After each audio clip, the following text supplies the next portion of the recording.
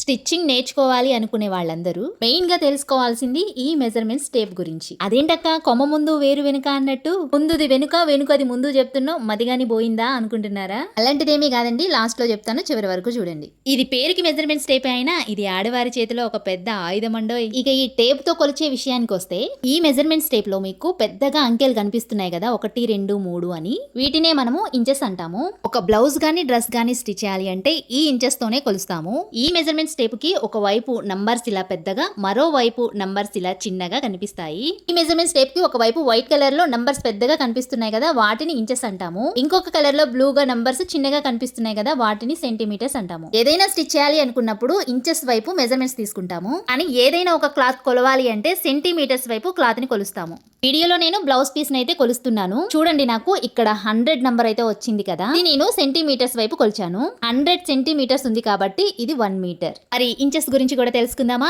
ఆ ఇంచెస్ విషయానికి వస్తే స్టార్టింగ్ నుంచి 1 నంబర్ పక్కన ఒక లైన్ ఉంది చూసారా, ఆ లైన్ వరకు 1 ఇంచ్ అంటాము. ఓస్ ఈ మాత్రం మాకు తెలియదా, ఇది కూడా నువ్వు ఎక్స్ప్లెయిన్ చేయాలా అనుకుంటున్నారా? చెయ్యాలండి, ఎందుకంటే అందరూ మీలా మేధావులు ఉండరు కదా, మెజర్మెంట్స్ టేప్ గురించి తెలియని వాళ్ళు కూడా ఉంటారు. వాళ్ళేనండి బిగినర్స్, వాళ్ళ కోసమేనండి ఈ వీడియో. ఈ వీడియో ఒకటే కాదండి, మీరు అడుగుతున్నట్లు క్లాసెస్ కూడా స్టార్ట్ చేసేసాను. ఈ వీడియోస్ నచ్చితే మన పేజ్ ని ఫాలో అయ్యి వీడియోస్ ని లైక్ చేసి యూస్ఫుల్ అనుకుంటే సబ్స్క్రైబ్ చేసుకోండి. Thank you for watching.